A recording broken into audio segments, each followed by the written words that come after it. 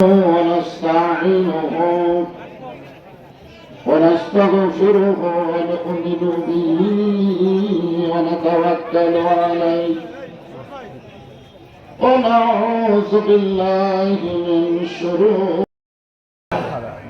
তাহলে এই সকল বিপদে আপনারা কোন আয়াত করতেছেন? আজকে শোনা লাগবে। সবচাইতে বড় বিপদ হলো মানুষ কোরআনের ওয়াজ শুনবে আর ইংরেজদের আইন মতো চলবে। ধরে কোন কথা ঠিক না? মানুষ কোরআনের ওয়াজ শুনবে আর ডক্টর কামালের সংবিধান অনুযায়ী চলবে। তাহলে এই সংবিধানের দোহাই দেয়া পাবনার সুপ্পুকে ক্ষমতার থেকে নামান যায়নি। ধরে কোন কথা ঠিক না? বলে সংবিধান, খালি সংবিধান। আপনার বলেন তো এই সংবিধান কি আল্লাহ দিতে? আল্লাহর সংবিধানের নাম কি? একটু তাকায় দেখেন। এখন চিন্তা করেন, সবচাইতে বড় বিপদ হলো মানুষ কোরআন দিয়ে মরার পর উপকার চায়, কিন্তু জীবিত অবস্থায় কোরআন থেকে কিছুই দিবার চায় না। মরে গেলে লাশকে জান্নাতে ফেলানোর জন্য কোরআন খতম দিয়ে দোয়া করে। আমার এলাকার কথা বলতেছি, সারা জীবন লোকটা কোরআনের দীর্ঘচারণ করছে, কিন্তু যেই মরে গেছে আমার কাছে কিছু হুজুর এক খতম কোরআন পড়ে দোয়া করতেছে, রব্বানা যালামনা, আল্লাহ যে কোরআন সে পড়লাম একটা সব হয় ওর আমল নামাজ দেওয়া। তো ফেরেশতা বলতে আল্লাহ, যে লোকটা সারা জীবন কোরআনের বিরুদ্ধে চারণ করলো, কোরআনের হক কথা বললে ওর কইলে আগুন ধরে, আজকে হুজুররা আমার রুহের মাত্রাকে কোরআন খতম দিল, রেজাল্ট কি? আল্লাহ বলতেছেন, তানুনাজ্জিলু মিনাল কুরআনি মা হুয়া শিফাউ ওয়া রাহমাতুল লিল মুমিনিন। কোরআন মরা মানুষের কিতাব না, কোরআন হলো জীবিত মানুষের হেদায়েতের কোরআন। ধরে গণগত ভিত্তি না ভাইজান। ছোটবেলাতে আমি শুনছি, আমাদের মতন হুজুরদেরকে লক্ষ্য করে সবাই বলতো মোল্লার দৌড় মসজিদ পর্যন্ত। একটা মৌলবি খুব বেশি যাবি, মসজিদে যাবি, এই মৌলবির আমার সংসদে যাওয়া হয়, এটা আমার অনেকের কলজাত গাঁজা গেছে। ধরে গণগত ভিত্তি না।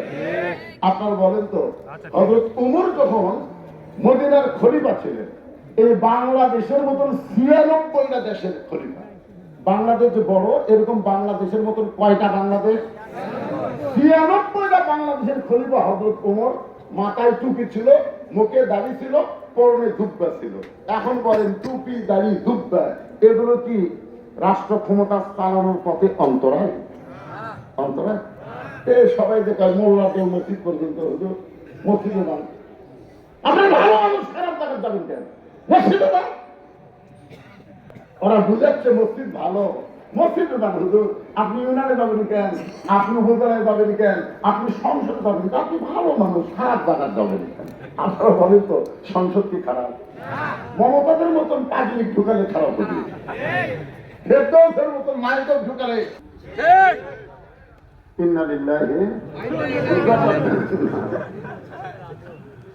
একটু মনোযোগ দিয়ে শোনেন, বাংলাদেশের মতন ৯৬টা দেশের খলিফা হযরত ওমর, তার মাথায় টুপি ছিল, মুখে দাড়ি ছিল এবং পরনে লেবাস ও তাকওয়া ছিল। রাসূল বলেছেন, আমার পরে কেউ যদি নবী হতো, আল্লাহ ওমরকে নবী বানায় দিত। এখন আপনারা বলেন, হযরত ওমর কি আলেম না জাহেল? কেমন এরকম সুবহানাল্লাহ কাজ করে করব সে ওমর অর্ধবিধির খলিফা অবস্থায় মসজিদের মেম্বরে বসে নিজের গালে নিজে চড় মারতেছেন। ডান হাতে ডান গালে চড় মারে, বাম হাতে বাম গালে চড় মারে। এই অবস্থাতে ওসমান গনি বললেন, ইয়া আমিরুল মুমিনিন, আপনি কি পাগল হয়ে গেছেন? নিজের গালে নিজে কেন চড় মারতেছেন? ওমর ফারুক বলে, ওসমান, এই মসজিদের মেম্বরে বসে আমার অতীতের কথা বারবার মনে হয়। মসজিদের মেম্বরে বসে, অর্থাৎ ক্ষমতার চেয়ারে বসে আমার অতীতের কথা মনে হয়, ভবিষ্যতের চিন্তা হয়। আপনারা যখন ক্ষমতার চেয়ার পাবেন, আপনি কি মনে করবেন আপনার ভবিষ্যৎ আছে না? ভবিষ্যৎ স্বাধীন এই ভবিষ্যৎ ২৪ সালে এরকম ভবিষ্যৎ হবে, এটা হাসিনা একটা বড় চিন্তা করেনি। জনগণ কথা অতীতের কথাও চিন্তা করেনি। অতীতে তুমি হাসিনা কি করতে? তোমার বাপ গেল পাকিস্তানে, রাজবন্দি হয়ে ধরে তখন কি বন্দি? আপনারা বলেন তো যুদ্ধের 9 মাস শেখ মুজিবুর বাংলাদেশ ছিল, আপনারা সলমান বুঝবেন কেমন? এ মুরব্বী জানেন ছিল কি কি শান্তি, অম শান্তি। পাকিস্তানের যারা রাজবন্দি হলো, যা ইচ্ছা তাই খেলো, আর সন্তান বউ এগুলো সব ভারতের পাঠালো। শেখ মুজিবুর তো জুয়ান তাকড়া ছেলেছিল, মুক্তিযোদ্ধা হবে আর 14 গোষ্ঠীর মধ্যে কোন মুক্তিযোদ্ধা কথা বলে বেড়ে বাংলাদেশ। তাহলে জাতির পিতা কেমন হলো? পাকিস্তান বলে থাকলো দেশ স্বাধীন হলো শহীদ দিয়ার কারণে, আর ওই বেটা আসা বিমান থেকে নামলি কতগুলো পানিটা দেয় গণত মারা যেগুলো আমাদের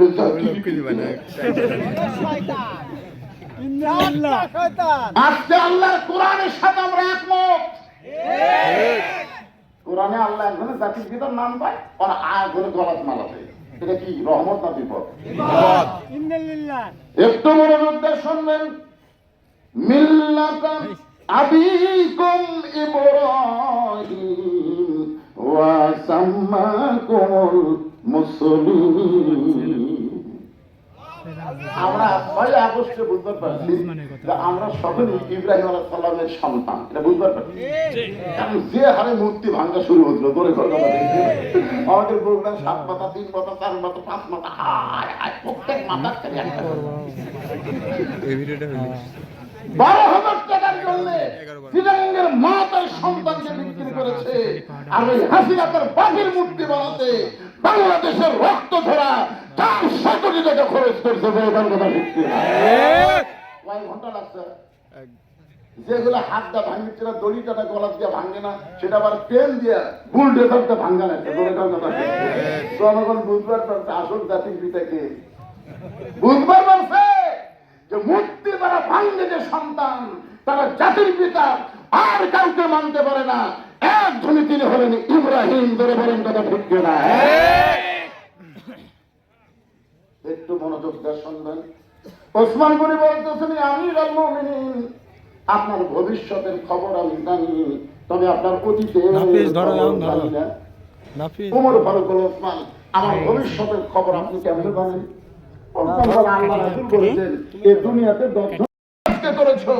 এই ভুল যদি আগামীকাল করো তোমার রাহালের চাকরি ক্যান্সেল হয়ে যাবে।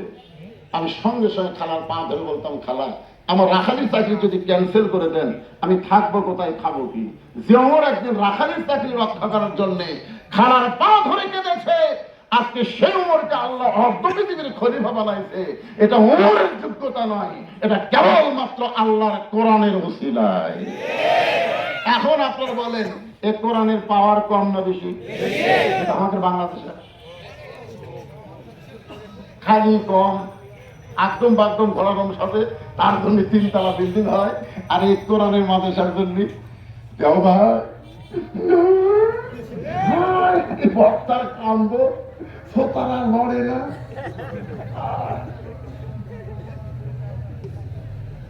আপনার আসান কয় ঘন্টা ধরে হয় না? যখন শুরু করেছে তখন তার আসান শুরু হবে, এখন শেষ হয় না।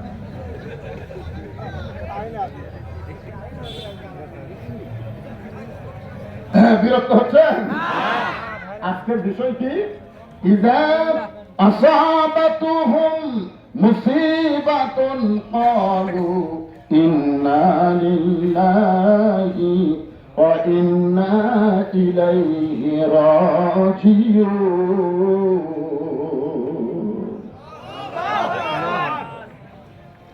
আপনারা কি সত্যি করে বলেন তো কোরআনের পাওয়ার আছে না নাই? আমরা দেখতে পাচ্ছি না তো।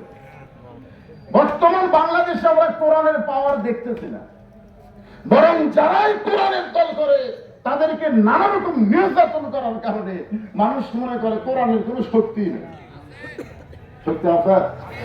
আজকে আপনারা একটু দেখেন ইন্ডিয়ান নিউজে কি আপনাদের বোঝাবার চাই।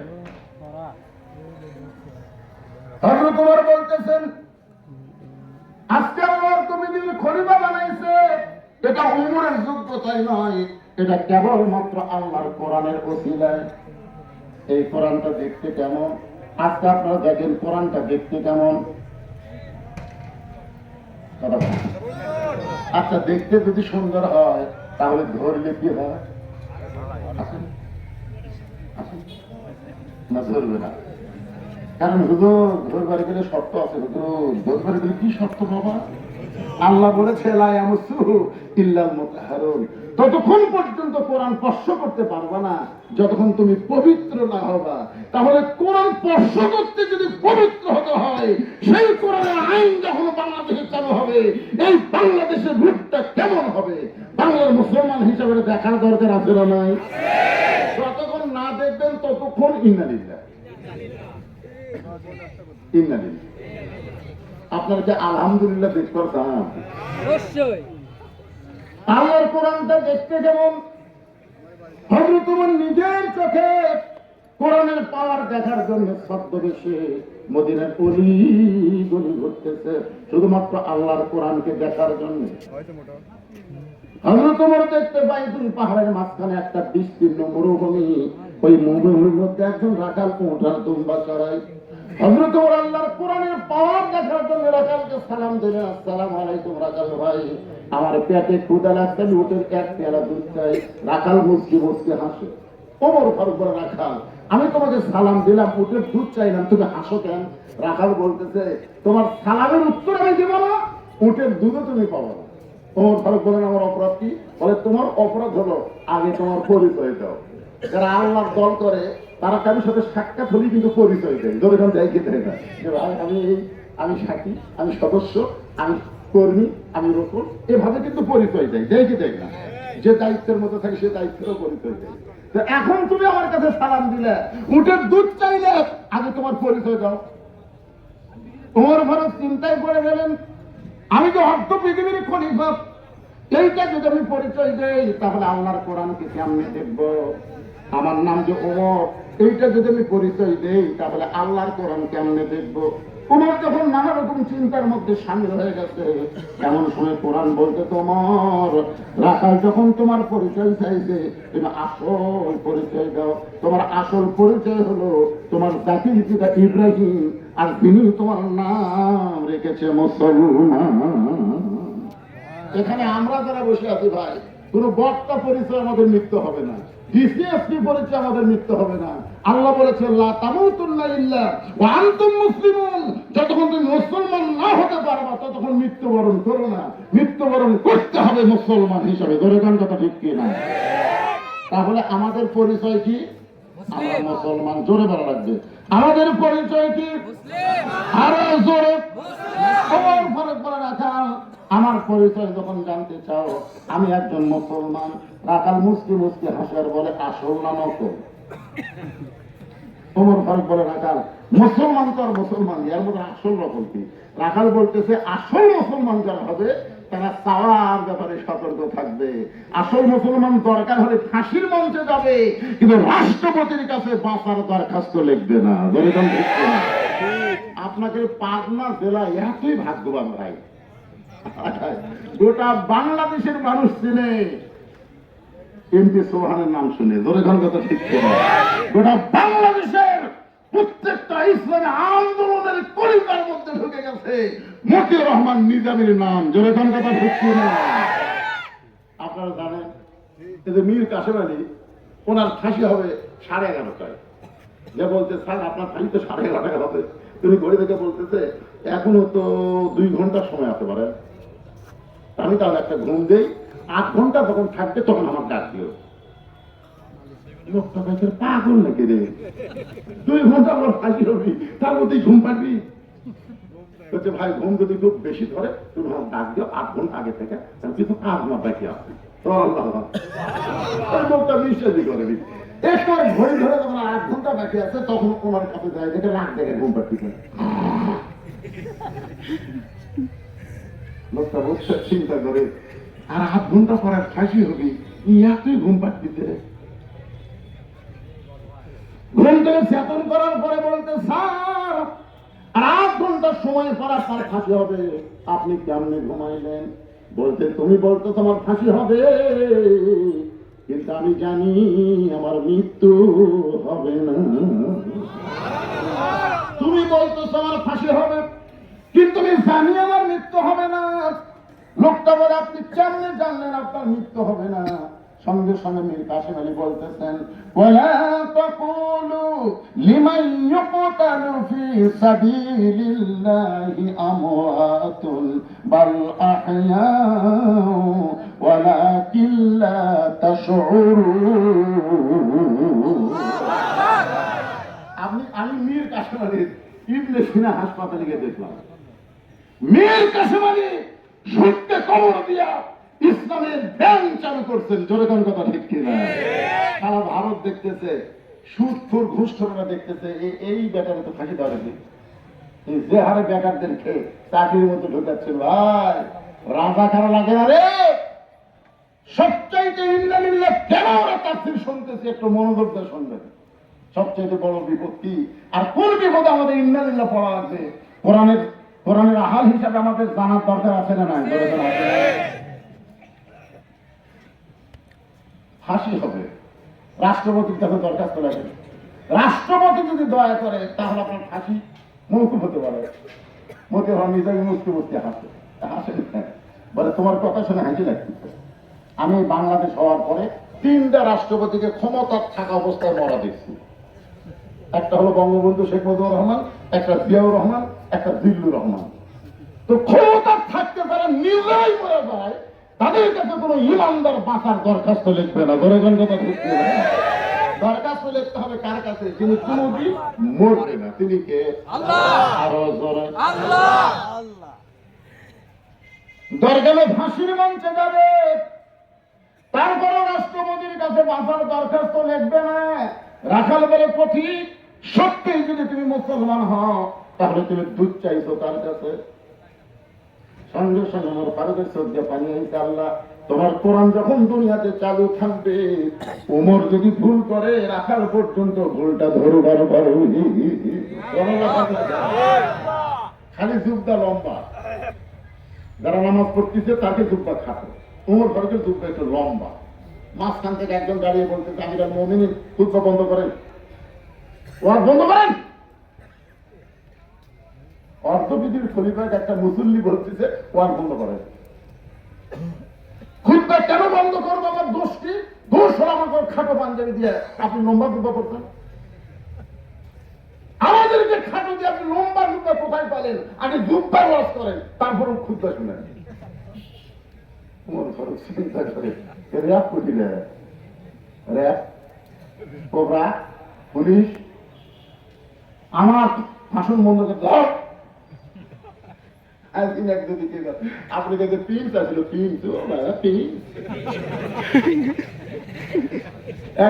ভাষণ দিচ্ছে আপনাকে বাড়ি হারো। ওই যখন ভাষণ শুরু করছে জনগণ সব খারাপ হচ্ছে। মনে আছে আপনাকে হ্যান্ডি বক্তা ওই, কিন্তু ওরা কিন্তু এই সালারা কিন্তু সহজ আসে না।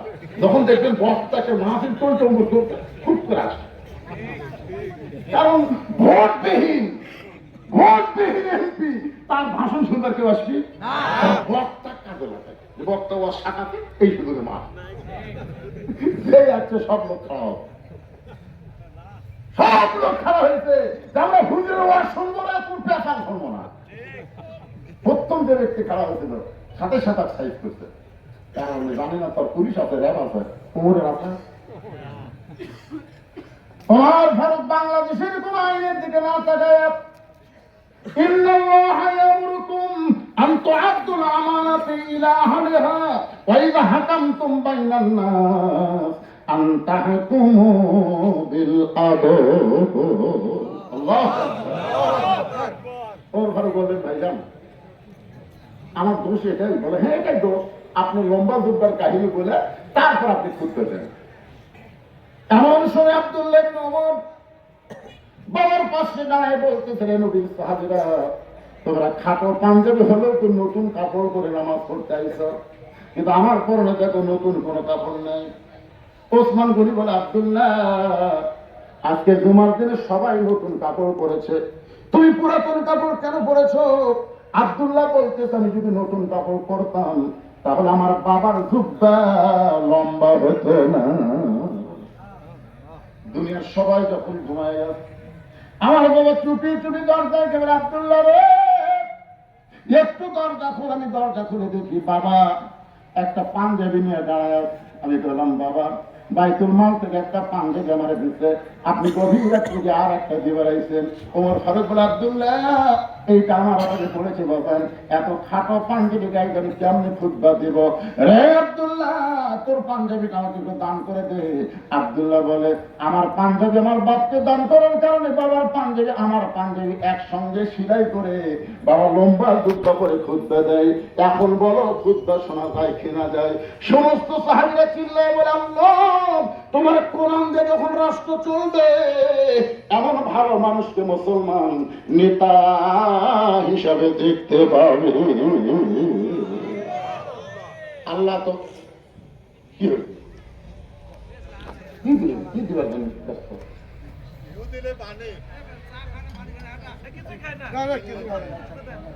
না চা তো আমি খাই না, অর্ডার করে দরকার নেই। ওদের শুরুতে একটু গলা ফুসফুস আসবে, সেই ফুসফুস করেন প্রতিদিন একটু করে, কিন্তু আজকে করে দিই। আর ওই ধানটা থেকে সমানে দিয়ে আসছে আপনার শীত নেই আপনার ভালো না, ভালো মানুষগুলো কথা খায় না তো। এই দিনই তো খারাপ দিলাম মশান দিচ্ছিল তোর এখন ঠিক কিনা। আমার এলাকায় জামাই আইসে আর শাশুড়ি বলতেছে গত সপ্তাহে 1 কেজি গোস্ত কিনতে আজকে 2 কেজি নিয়ে আসে। গোস্ত 650 নিয়ে যাবে, 1500 টাকা নিয়ে গেছে। 2 কেজি দাম আমি 1300। তো যাই কষাইকে বলতে হয় 2 কেজি গোস্ত দাও, কষাই 2 কেজি দিচ্ছে, 1500 টাকা দিচ্ছে, এই 100 টাকা ফেরত দিচ্ছে। তো বলতে আবার গত হাটি 1300 দেয় 2 কেজি, আজ দেওয়ার 1400 দেয়। বলে জনগণ কথা কয় না ভাই, এগুলো ইচ্ছা মতো দাম বাড়ায়, জনগণ কথা কয় না, চুপ করে নিয়ে যায়।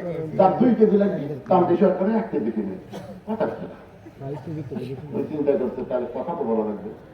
আস্তে করে ওই কষার কাছে দাও আছে, তো দাও হাতত দিতে লিয়া ওই যে গোস্ত কাটা খেটে মাসে লাগে আর ঘাড়ো দাও ধরে বলে এখন কত করে কেজি? আপনি দাম দিবেন তো?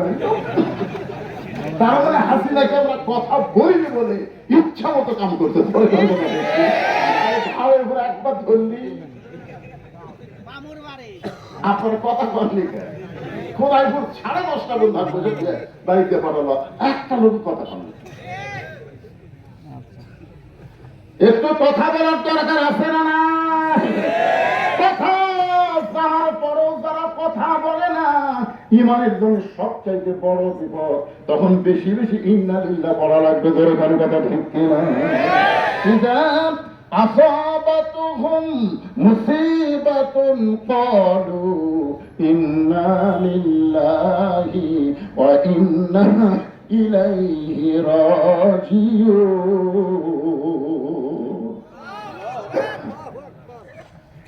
ওর ঘর দেখতেছে রাখালের ভিতরে কি আছে? আল্লাহর কোরআন আছে, কথাকান কি আছে? ওমর ফারুক বলতে রাখাল ভাই আসলে সব ব্যাপারে আমি ভুল করেছি। রাখাল বলতে যে ভুলটা যখন স্বীকার করছো তাহলে আল্লাহ তোমাকে ফিরে আসার সুযোগ দিছে। যারা আওয়ামী লীগ করতো, যারা আওয়ামী লীগ করতো এবং যারা গোড়া বিএনপি আওয়ামী লীগ ক্ষমতা ছাড়ার সাথে সাথে ঘর বাড়ি সব ভাঙ্গা দখল করছে, আমি তাদেরকে বলি আর না, মানুষের আইন আর মানবো না, আমরা সবাই আল্লাহর কোরআনের দিকে ফিরে আসবো। ধরে গানটা ঠিক না? এই ফিরে আসার নাম হলো তওবা। রাখাল বলতেছে ভুলটা যখন বুঝবার পারছো তার তওবা করো। ও তখন বলে ঠিক আছে আমি তওবা করতেছি। রাখাল বলে তুমি মূর্খ মানুষ, তুমি তওবা কেমনি করবে? ওমর করে আমার মধ্যে মূর্খামি কি দেখলে? রাখাল বলতে নিয়ে এত রাগ করিস কেন? তার ব্যাপারে যে সতর্ক হয় না সে ডক্টর কামাল হলো মূর্খ। জোরে কোন কথা ঠিক না? 18 সালে ডক্টর কামাল নেতৃত্বে একদল নেতা গেছিল সিলেটের শাহজালাল মাজারে। ডক্টর কামালের নেতৃত্ব মাজারে বলতেছে বাবা বাবা এবার আমরা ঐক্য করে ভোটটা আছি বাবা, তুই কাম তুই ফেরত টাকা আল্লাহ শয়তান কি কর ইয়া কানা বুধ ইয়া খানা স্থায়ী তোমার জোরাই করবে, তোমার কাছে সাহায্য চাবে আর তোমার বাচ্চারা বাবার কাছে হাত তুলছে। ওই যত বড় ডক্টর কামাল হোক তার ব্যাপারে যদি সতর্ক না থাকে সবচাইতে বড় মূর্খ। করে করে কথা ঠিক কতটা মূর্খ দেখেন বলবেন আমার দয়াল বাবার দরবারেতে কেউ ফিরে না খালি হাতে। এটাই বলা পাবে, এটাই যদি একটু সাইজ করে আপনারা বলেন, আমার দয়ার আল্লাহর দরবারেতে কেউ ফিরে না খালি হাতে, আল্লাহ আল্লাহ আল্লাহ। তোমার ভালো করে রাখাল ভাই, আসলে আমি মূর্খ, তাহলে তুমি আমাকে তওবা পড়ায় দাও। এবার আকাল হজরত তোমাকে তওবা পড়াচ্ছেন। যারা মাগরিবের নামাজ না পড়ে আবার শুনতেছেন, এখানে অনেকে আছে না নাই, মাগরিবের নামাজ পড়েন কিন্তু ওয়াজ শুনতেছে। আপনার বলেন তো, নামাজ না পড়ে ওয়াজ শোনা এটা কি ঠিক? তাহলে মাগরিবের নামাজ না পড়ে যারা ওয়াজ শুনতেছেন, আমরা বিশাল বড় পাপ করেছি। এই পাপ থেকে বাঁচার জন্য আমরা সকলে তওবা করব। সকলে পড়েন, আস্তাগফিরুল্লাহাল্লাযী লা ইলাহা ইল্লা হুয়াল হাইয়ুল কাইয়্যুম ওয়া তুবু ইলাইহি লা হাওলা ওয়ালা কুওয়াতা ইল্লা বিল্লাহিল আলিয়্যিল আযীম। ওমর ফারুক তওবা করে বলতেছে, ওরা কার ভাই, আল্লাহর হস্তে ওটের এক পেয়ালা দুধ দাও। আল্লাহর হস্তে, কার হস্তে? রাখাল বুঝতে বুঝতে হাসে। ওমর ফারুক বলে, রাখাল আবার হাসতে তো কেন? বলে, হাসার কারণ হলো তওবা করার পরে তুমি আবার মুনাফিকি করলে। তওবা করার পরে তুমি কি করলা? মুনাফিকি করলা। ওমর ফারুকের চেহারা রক্তের মতো লাল হয়ে বলতে, রাখাল তওবা করার পরে আমার মধ্যে মুনাফিকের কি দেখলা? রাখাল বলতেছে, মা তাকুলু মা লা তাফআলু। তোমার কথার সাথে মনের কি নাই? তুমি সত্যি করে বলো তো, আমি কোটের মালিক। আমি যদি ওটের মালিক হইতাম, তুমি আমাকে রাখাল বললা কেন? আর যখন তুমি আমাকে রাখাল রাখাল বলতেছো, তোমার মন বলতেছো আমি ওটের মালিক না। আর মালিক বাদ দেখে যদি রাখালের কাছে আল্লাহ হস্তেও চায়, রাখাল দিবার পারবে না। যার প্রমাণ হলো আমার নিজে বাইকোলা মাহফিল ওয়াজ করে কেবল টেস্ট থেকে নামছি। ইতিমধ্যে এক লোক দৌড়ে এসে হাতে 100 টাকা দিয়ে একটা হুজুর দোয়া করেন। আমি টাকা পরে দিয়ে বললাম, ভাই কিসের দোয়া? তার বইয়ের পেটে একটা বাচ্চা এসে আল্লাহ যেন পুত্র দেয়। যেই বলছে বইয়ের পেটে বাচ্চা এসে আল্লাহ যেন পুত্র দেয়, তখন আমি চিন্তা, এখন পর্যন্ত আমারই পুত্র হয়নি। আমার বইয়ের পেটে যতবার সন্তান আছে ততবার আমি একটা করে পুত্র চাইছি, কিন্তু আল্লাহ আমার দোয়া কবুল করে। তখন আমি 200 টাকা বার করে দিলেন। বললাম, হুজুর আমি তো দোয়া চাইছি, টাকা না। আমি বললাম, পাগলা, আমি 3টা মেয়ের বাপরে, আমার দোয়া যদি পুত্র হতো তা আমার বইয়ের পেটে আল্লাহ আগে দিত, তার বইয়ের হয় তোর হবি। তখন হুজুর তাহলে আপনি টাকা আপনি দেন, আমার তখন সেই ওর টাকা দিচ্ছি, দৌড় মারতে সব করে হাত ধরে বললাম, কোথায় যাস? বলে তাও স্যার হুজুরে ফেলবো, তাও স্যার ওর বেটা আছে হুজুর, দোয়া করলে পুত্র হবি। আমি বললাম, পাগলা, কোনো হুজুরের কাছে না, কোনো বাবার কাছে না, কোনো মাজারের কাছে গেলে হবে না। বাবার যদি চাও কেবলমাত্র আল্লাহর কাছে চাওয়া লাগবে। বলেন বুঝতে না? ওমর ফারুকের দিকে টাকা রাখার বলে, পথিক, সত্যি যদি আল্লাহর রসুলের এক পেয়ালা দুধ চাও, তাহলে এখান থেকে 10 মাইল দূরে মালিকের বাড়ি। ওই মালিকের বাড়ির দরজা দিয়ে বলো, মালিক তোমার রাখাল উট আর দুম্বা চড়াই, তুমি মালিক যদি হুকুম দাও তাহলে রাখাল আল্লাহর রসুলের এক পেয়ালা দুধ দেবে। ওমর ফারুক বলে, রাখাল ভাই, এত কষ্ট করে মালিকের বাড়ি যাওয়ার দরকার নাই, বরং তোমাকে 2টা টাকা দিলাম, এই 2টা টাকার বিনিময়ে তুমি উঠে এক পেয়ালা দুধ দাও। রাখাল বুঝতে বুঝতে হাসার বলে, তোমার কে ছিল? ওমর ফারুক বলে, রাখাল এ কথা কেন বলতেছো?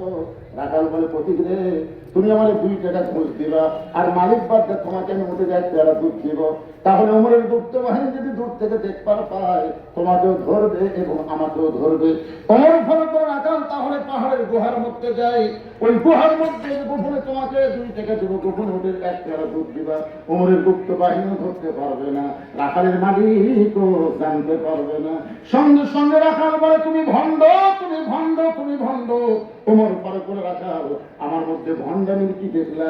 রাখাল বলে, পথিক, ওমরের গুপ্ত বাহিনী দেখতে পায় না, আমার মালিক জানতে পারবে না, কিন্তু গোপনে যাওয়া না করলে রাখালের মালিক আল্লাহ দেখতে পায়। সঙ্গে সঙ্গে ওমর ফারুক দৌড় মারছে, এক দৌড়ে পাহাড়ের পাদদেশে যাই নামাজ দিতে বলতে, আল্লাহ তোমার কোরআন এত সুন্দর, তোমার কোরআন যখন দুনিয়াতে চালু থাকবে তখন প্রত্যেকটা মুসলমান বিশ্বাস করবে, কেউ না দেখলেও আল্লাহ দেখতেছে। সকালে এসে 2 জন গল্প করতেছে, মানে ভোট তো দিন পানি রাত করতে, ভোট কখন হবে? এটা 18 সালের গল্প। 2 জন গল্প করতেছে, তুই কটা দিবি? ওই ভাইরে মোমবাতির আরো তো মারটা ঠিক মতো দেখা হয় দরজা দরজা বন্ধ করে তোরের মতন মারা বুঝিস না মারটা দেখে থেকে নাচতে মারতে 100 মারতে তোর কাছে মোবাইল নাই আর আমি মোবাইলের আলো দেয় 200 মারতে তারা দুজন গল্প করতেছে কেউ দেখেনি না না এ আরে দরজা জানলা বন্ধ করে মারতে দেখতেছে আপনারা বলেন তো 1 ভোট 1 ঘন্টা দিয়ে পাবে 1 ঘন্টা যদি 2 ভোট দেয় আর বাপ পায় না কথা পায় না এখন কয় ভোট দিবে কারণ যে 100টা দিল এইরকম ভোট পাইয়া যারা এমপি হলো একটু মনোযোগ দিয়ে শুনবেন কেউ না দেখলো আল্লাহ দেখতেছে তারপরে প্রত্যেকটা মুসলমানকে বিশ্বাস করা লাগবে কিরামান কাতিবিনা ইয়ালামুনা মা তাফআলুন বিশ্বাস করেন আপনারা অবশ্যই তাহলে আমার সামনে গানটা বলবেন তোমার 2 কান্দে 2 মোহরি লিখিতেছেন ডায়েরি দলিল দেখে রায় দিবে টাকা পয়সার নাই কারবার আছে আমার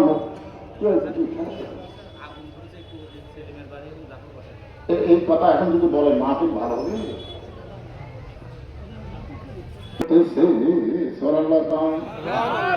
আল্লাহ তোমার কোরআন এত সুন্দর এইবারে হয়তো তোমার যখন পাহাড়ের পাশে কান্দে রাখাল পিছনে গিয়ে বলে যতই কান্দ উটের দুধ দেওয়া গেল না তোমার পরে করে রাখাল ভাই উটের দুধের কোনো দরকার নাই আমি তোমার কাছে জানতে চাই তুমি না দেখা আল্লাহকে তুমি না দেখা আল্লাহকে কলিজার মধ্যে চাহিদা যে তুমি যে আল্লাহর কোরআন অনুযায়ী চলতেছ তার বিনিময়ে তোমার চাহিদা কি আপনার বলেন তো যারা কোরআনের কর্মী মনে করেন আবু সাইদ মুগ্ধ ইয়ামিনারা কোরআনের করবে না কিন্তু হাসিনার বিরুদ্ধে হক পথে থাকার কারণে জীবন দিছে ধরে কোন কথা ঠিক কিনা আপনি বলেন তো আবু সাইদের চাহিদা কি কইতে বললো মা একটা চাহিদা নাই তোমার ঘরে বলতেছে রাখা তুমি যে আল্লাহর কোরআনে চলতেছো এর বিনিময়ে তোমার চাহিদা কি তোমার চাকরিও ভালো না তোমার ভালো একটা বাড়িও নেই তোমার ভালো তো খাওয়া দাওয়াও নেই এরপরেও তুমি কোরআন অনুযায়ী চলতেছো কোরআনের কর্মী হয়েছে তোমার চাহিদা কি সঙ্গে সঙ্গে রাখাল বলে পথিক আমার চাহিদার কারণ যখন জানতে চাও তাহলে শোনো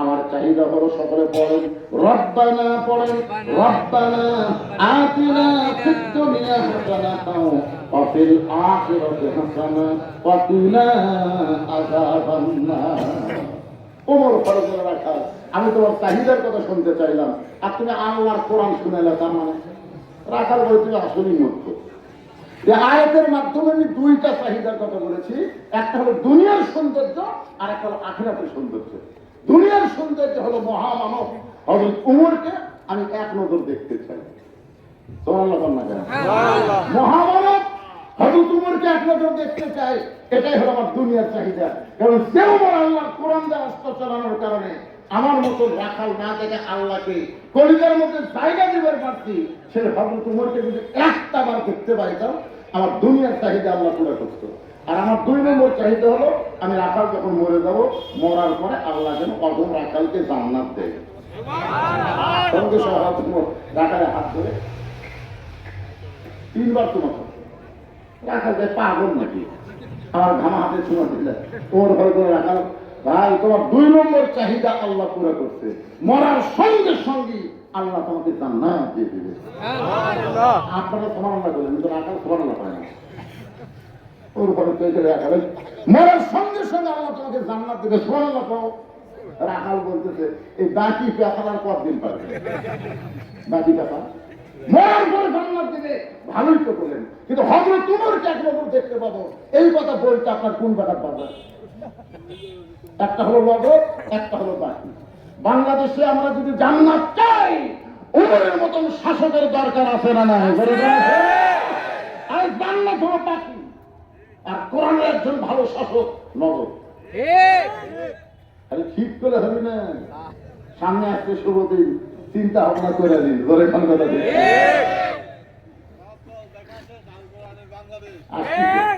আসতেছে সময় মতো মার হবে ইন্না লিল্লাহ দিয়ে ধরে কোন দেখছি রাখাল বলতে পথিক মুহাম্মদ উমরকে যদি এক নজর দেখতে পাইতাম তাহলে আল্লাহ দুনিয়ার চাহিদা আমার পুরো করতো উমর ফারুক চিন্তায় পড়ে গেল যে রাখাল আমাকে তওবা পড়াচ্ছে যে রাখাল আমাকে মুনাফিক কইছে যে রাখাল আমাকে ভণ্ড কইছে এখন যদি বলি আমি উমর বলা সারা রাখাল হাত ফেল করে মরাও সারা ওটো ইলা সাবিলি রাব্বিকা বিল হিকমা ওমর ফারুক বললেন, রাখাল, সত্যি যদি ওমরকে তুমি দেখতে চাও তাহলে ফজরের নামাজ তোমাদের সামনে কাতারে আদায় করা লাগবে। সামনে যদি ফজরের নামাজ আদায় করো, মেহরাবের মধ্যে যে মানুষটাকে দেখবা ইমামতি করতেছে, ওই মানুষটি হলেন হযরত ওমর। আল্লাহর কোরআন যখন বাংলাদেশ চলবে, তখন এমপি শুধু এমপিগিরি করলে হবে না, মসজিদের ইমামতি করার যোগ্যতা অর্জন করা লাগবে। সামনে নির্বাচনে যারা আসবেন, আপনার বলবেন, ভাই আপনি কোন মসজিদের ইমাম? 3 জন মুসল্লি মসজিদের মধ্যে হুজুর নেই, তাহলে বারবার ঘড়ি দেখতেছে হুজুর নেই। টাইম পার হয়ে গেল, ছেলে হুজুর নেই রে। আমি ঢুকতে যাই, ওকে 3 জনের অবস্থা থেকে আমি বাংলাদেশ থেকে ফট করে দরজার কাছে লুকেছি, দেখে এরা কি করে। তাকায় দিদি, একটা আমাদের এলাকার তো, একটা বিএনপি, একটা আওয়ামী লীগ, একটা বাম। তারা আওয়ামী লীগ বলতেছে, কে রে ভাই এখন সামনে কি দেবে? তো আমার সত্যি ভাই আপনার দল ক্ষমতা আছে, আপনি আওয়ামী লীগ বলতে পাকলা হইতো, জীবনে পড়বার পারি রে, পড়াবার পারি। তো ভাই আপনার দল স্বাধীনতার ঘোষক, আপনি খান, টাকা মতেও পারো ভাই, কিন্তু সামনে খাওয়া পারবো না। তখন বলতে তো আপনার 2 ধরে যদি না পারেন আমার টাকাই লাগবে। তাহলে আমি যুদ্ধ অপরাধী যদি সামনে যাই, কি নিয়োগ করবেন? কারণ দেখতে যাই যদি আমার ইমামকে বলার নেতা বলা লাগবে, তখন আপনারা কি বলবেন? দেখতে যাই যদি আমার রাজাকার করবেন না ইমাম করবেন? তারা আওয়ামী লীগটা পাগলা, তুই বাইরের কথা ভিতরে প্রশ্ন। আমি আওয়ামী লীগ, তুই জামাত, তুই বিএনপি, ওটা হলো বাইরের কথা রে পাগলা। ভিতরের কথা হলো আমরা 3 ভাই একসঙ্গে জামাত করতে চাই। ভিতরে যদি ঢুকতে পারতাম, জামাত ছাড়া খাওয়া নাই। কথা